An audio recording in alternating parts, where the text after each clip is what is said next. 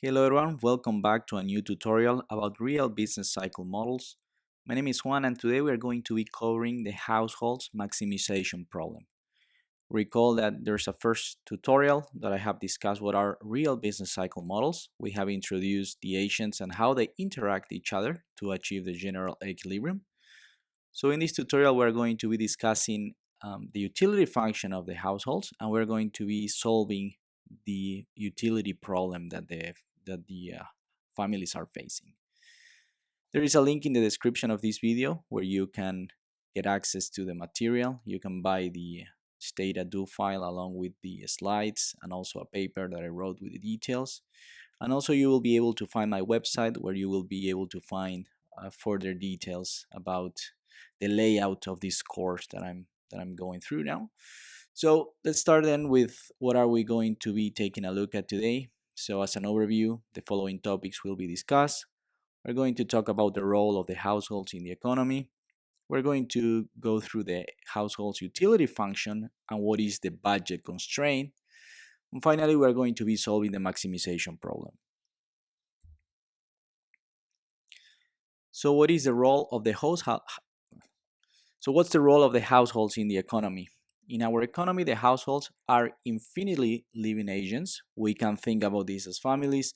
I know it can sound weird to think as someone who lives forever, but we can just think as a legacy, as a family that are living over the years. Well, they are going to be consuming, resting, and working. That's what everyone technically does. Yes, we all eat and then we work and rest. So the families are going to be getting utility basically from two things. You are going to be getting utility from consuming and from leisure, from resting. Okay. So the other thing that the families are going to be doing in this economy is they are going to be offering labor to the producing firms. In order for them to get money, they need to work so they will be able to consume. For simplicity in our model, the savings that the families have are going to turn into investments without any costs. There are other alternative models that there can be investment costs for the families, but that's not a friction that we are going to be adding into this benchmark model. Finally, the question that we ask ourselves is, okay, the families are saving and investing that money, but what are they investing in? So they are investing this into capital, which they are going to rent to the firms, and they are going to be obtaining returns for that. Let's take a look at the household's utility function. The families are going to be maximizing two variables, consumption and leisure, because that's what I mentioned already that is driving their utility. They are deriving utility from consuming and from resting more. So they will try to maximize that. There's going to be a utility function for that. This little u stands for utility function. It can be any utility function, can be a log function, it can be an isoelastic function, it can be any given utility function. Then we have the beta in here, that is the intertemporal discount factor. So basically this is how much the families are valuing the present or and discounting the future. The variable ct is for consumption and lt is for leisure. So basically what we are saying in here is over the years, yes, the families will try to maximize the expected utility that they are getting from consumption and leisure. For our example, we are going to assume a log utility function. This is basically the utility function that Prescott has used in their paper from 1986. And we are just going to be replacing that little u by the log function. So agents are maximizing the expected utility of consumption and leisure using a log utility function. The gamma here is a leisure share parameter, and that's basically how much of the time the families are allocating to leisure rather than consuming or working. As you may know, you're going to be maximizing your utility. You're going to try to consume all you can, and you're going to be trying to rest all you can, but all those things are going to be subject to a constraint, because when you go to a store, if you don't have money, you can't really buy anything. And also, if you're working all the time, you cannot really rest too much. So basically, we are subject to a constraint. So the household have basically two sources of income on the right hand side. The source of income is the wage that they are getting for every hour that they are working.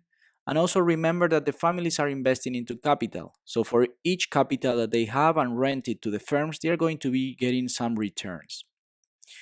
On the other hand, we have that the income that the families are making is being distributed into consuming and into savings. As you may know, the money that the households are making is basically going to be going into consumption, and whatever is left from consumption is going to go into savings, and those savings are going to be turning into investments. Let's see how we're going to close the budget constraint. So the three things that we need to define now is what is leisure, what is savings, and what is capital. So we are going to be defining leisure as the hours that the households are not working. We are assuming that they have one unit, which they are going to be distributing between leisure and hours of work. So basically, leisure is one, which is their endowment of time, minus the hours they work. So it's, in other words, we are saying that whatever the time that you're not working, it's leisure. The savings of the households will turn into investments. But what are families investing in? We already mentioned it's in capitals.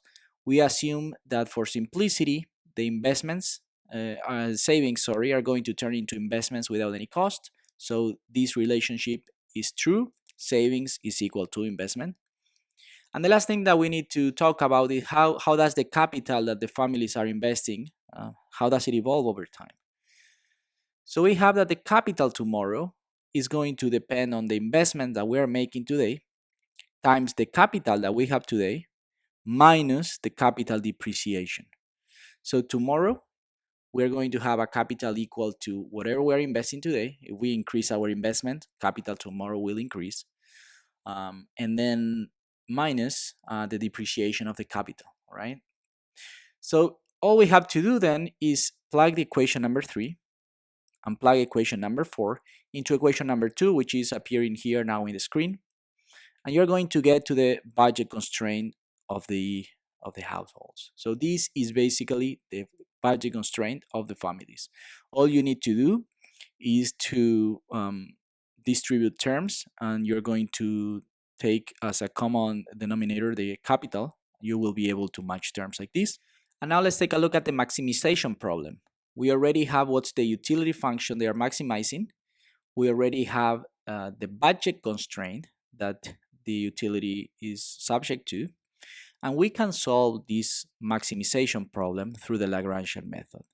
So we are going to be maximizing consumption, the hours work, and the capital that the families are stocking. And basically, this is going to be subject to the budget constraint that we have just discussed in here. So now we're going to go into the board and we're going to try to solve the maximization problem that you see, this equation number 6. In order to solve the maximization problem, we're going to be taking the first order derivatives with respect to consumption, to the hours worked, and to the capital tomorrow. Recall the first part is the utility of the families, and the second part is this budget constraint. All we're going to do then is to take the first order conditions of the Lagrangian with respect to consumption. So the first thing that we're going to do is recall that here we have this beta term in here. We're just going to keep it in there. We take the first order condition with respect to consumption. The first term where we have consumption is here. So the derivative is 1 over Ct. We don't have consumption in here. The second part where consumption appears is right here. So the derivative is just going to be minus lambda t. Okay. Furthermore, what we can do with this is just put a big bracket in here. And this is going to be equal to 0. And what we can do from here is just do the following. We can, of course, cancel this beta term here. And we are going to have that lambda t is going to be equal to 1 over consumption. So this is very important that you keep this equation somewhere. We're going to call this equation equation 1. Let's do the same now, but with respects to the hours worked. So we're going to take the first order condition, but with respect to ht. So the next thing that we need to do is we're going to keep the same, this beta t in here. It's a constant. We open the brackets. We have here an ht. Okay. So we're going to keep the elasticity here, 1 over 1 minus ht. And it's very important that you recall that there is a minus sign in here. So you will have to keep it there. Okay. And the next part where we have ht is going to be here. So if we take the derivative on this side with respect to ht, we're going to be left with, here we have a minus sign, and a minus sign will turn this to be positive, and we'll be left with wt, which is the wages, times the lambda t. Close brackets, and this is equal to 0. So from here, what we can do is solve for this lambda as well. We are going to be left basically with, let's see, this beta t can be cancelled with the 0 in there. And we're going to be left then with lambda t wt is going to be equal to the gamma over 1 minus ht. So here we have the second conclusion that we derived from the hours worked, and I'm going to call this equation number 2 because we are going to need this a little bit later. The last thing that we're going to do now is take the first order conditions, but with respect to the capital tomorrow. So this is going to be kt plus 1. And we'll see that here there's no capital in the first part, so we won't have anything to go through here. But on the second part, we do have something. We have the capital here, the kt plus 1 is here. So we are going to take the first order conditions with respect to that, and we are going to be left with beta t, because this constant is affecting the whole terms in here. And we have a negative sign that we have to keep, and we put the lambda t. Okay, so that's the first part. That's what we did with the capital kt plus 1. The thing is that now here we have another kt, but this is not kt plus 1. Okay, this is just a kt. So what we'll need to do is to the iteration in the future. What we'll have to do is that everything you'll have to take it one step ahead. All right, so this beta t now is going to be beta t plus 1. Okay, so we're gonna put here beta t plus 1. Now lambda t as well is going to be a lambda t plus 1.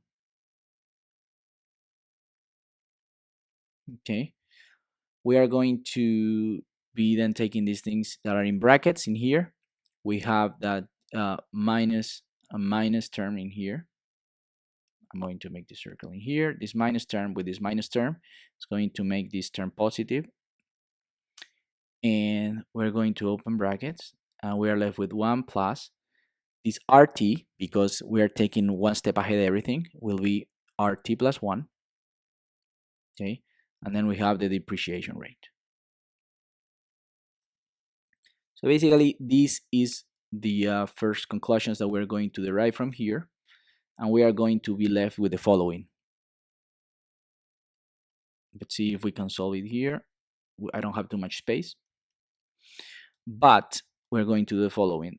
We have that beta t lambda t is going to be equal to beta t plus 1 times lambda t plus 1, and then you open brackets, we have rt plus 1 minus delta. And this is what we are going to call equation number 3. We definitely are not done yet. There's still some more steps to go through. But these are the first three equations, the first three conclusions that we are going to be deriving from the first order conditions. So now let's get to the final conclusions from this maximization problem. I have included now the three equations that we have arrived to. So now to keep advancing and getting to the final conclusions from the household's maximization problem, what we need to do is to equate equation 1 and 2. So all we're going to do is we have here this lambda. We're going to plug it in here. Okay, so we are going to have 1 over Ct. Then we'll have Wt. It's going to be equal to the gamma 1 minus Ht. So from here, what we are going to do is to solve for Ht. So we're going to proceed here to the right. We'll have 1 minus Ht is equal to Ct gamma over Wt. Finally, what we have to do is to solve for the Ht. I'm going to keep down here. So we'll have Ht is equal to 1 minus Ct gamma Wt. The last step that we can do is to solve this part of the equation. We can write the following. We have Wt as denominator, and we'll have Wt minus consumptions times gamma. So this is going to be the first equation, the first conclusions that we are deriving from the household maximization problem. And remember that Ht is the hours that the families are going to be working. Okay, so that's the labor supply, how much labor they are supplying, and then 1 minus Ht is going to be how much of the time they are assigning to leisure. Let's move now into the next conclusion, which we need to arrive, which is the Euler equation. To solve for the Euler equation, now we need to pair equation 1 with equation 3. So in order to do so, we're going to be replacing the lambda t. So we'll have the following. Let's start here. It's going to be beta t. Instead of placing a lambda t here, we're going to be writing this 1 over Ct again, because that's what lambda is. 1 over Ct. This will be equal to beta t plus 1 times. Now we have a lambda t plus 1. So what are we going to write in here? So what you should know is similarly to what we did with capital, lambda t is equal to 1 over Ct, yes. But the following is going to be true as well, that tomorrow in t plus 1, this is going to be equal to 1 over Ct plus 1, all right? So basically the iteration is all going to be the same. We can do the same with t plus 1, t plus 2, t plus 3, yes, over time.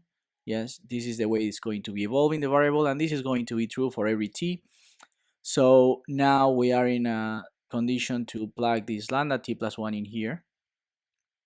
Okay, so let's keep working then. We have beta t plus 1 times lambda t plus 1, which we have already defined. It's going to be 1 over Ct plus 1. Okay, and then we open brackets, and we have 1 plus RT plus 1 minus delta. Okay, so now from here, what we'll be able to do is to derive the Euler equation. We're going to do the following. We have this Ct plus 1 will come to the other side multiplying. Okay, so we have Ct plus 1 equals, over Ct. Yes, that's showing the intertemporal consumption. And now we have beta t plus 1 over beta t times 1 plus RT plus 1 minus delta. Okay, and then we have a last step in here. The last step that we have here is this beta, this here, this term. I'm going to solve it. I'm going to pick another color. Let's pick the color green to solve this part. So I'm going to solve it here so you can see better. We have this term that is in the denominator can be multiplied in the numerator, but to the negative exponent. Okay, so we can do the following: t plus 1 times, and these come with a negative term. Okay, an exponential term, but negative. And now, because they have the same base, we have beta t plus 1 minus t. Okay, these two terms will cancel, and we are left with beta. So what we are going to do then is, let me just scroll down a little bit more in the screen so we have space. The summary that we have here from the Euler equation is we have consumption tomorrow over the consumption in the current time. We have already solved the math, and we have determined that this term will just be a beta, open brackets, 1 plus the RT plus 1 minus delta. And this is going to be the Euler equation. So these are the two conclusions that we are going to derive from the household maximization problem. We have on one hand the Euler equation, and on the other hand we have the labor supply that I'm gonna just write here again. The labor supply was HT was equal to WT minus the gamma CT over WT. So these are the two conclusions that we arrive from the maximization problem of the families. It's very important that you keep track of these two equations because we're going to need it at the end of the tutorials when we get to talk about the general equilibrium. So that's going to be all for today. We have talked about the household maximization problem and how we arrive to the two main decisions that the families are doing. It's the intertemporal consumption, which is the Euler equation, and then we have the labor supply. I would like to invite you to subscribe to my channel to stay tuned to more videos. We're going to be solving the first maximization problem, and we're going to be talking about the general equilibrium, and finally we're going to be solving the steady state using stata, and we're going to be writing all the equations. I'm going to teach you how to do that in the software. Thank you very much for watching. Take care.